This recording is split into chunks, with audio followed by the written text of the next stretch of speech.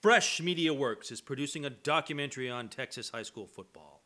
In this documentary are personalities interviewed, a history of communities, and recreation of highlight reels from games past, all the way back into the 1890s. The communal drama of Texas high school football has been popularized in a Pulitzer book, 2 television series, and a feature film with Billy Bob Thornton. In a way, Texas high school football has become an American icon. How and why, in its history, did this distinction emerge? A documentary like this is for the most part a history of communities, those small towns, and the players' and coaches' experiences as time moved on. For even as small towns became big cities, the communities remained. So we travel back in time to look into the early Texas communities, former frontier towns, stumbling onto public view on a gridiron.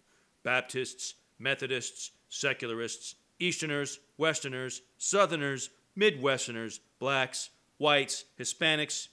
These differences yet overcome, and on the sidelines as much as on the field.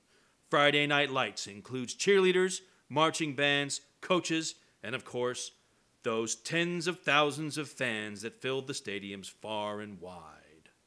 We all know high school is a time of relative innocence, before contracts, before profit margins, when character lessons are all the more vibrant and profound. College, pro, these are not communities including parents, brothers, sisters, friends, Sunday school, and neighbors. At college and pro, players are not allowed crucial life lessons. They're expected to be grown-ups. Mistakes? They are punished by way of fines, if not jail. Communal shame, and yet that character then overcoming the odds. This is the drama witnessed by family and friend at the high school stadium. A constructive environment in which young men and women get immediate recognition and reward for discipline, courage, and character.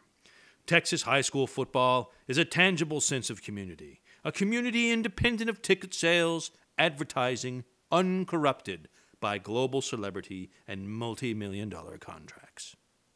Yet we are all drawn to the spectacle, which cannot be denied. Heroes, the coaches and players, are to be celebrated. But the history of Texas high school football is all about how all involved worked and played, decade after decade, generation after generation, to nearly perfect the game of football. Texas history, a story of diverse races, rivalries, individuals, and classes. In those immigrant days of our history, strangers all were brought together to compete against each other, and yet, in football, they could compete and play, too, in a game totally American. High school football, the grand spectacle, the wide-open fields, wherein everyone is in view.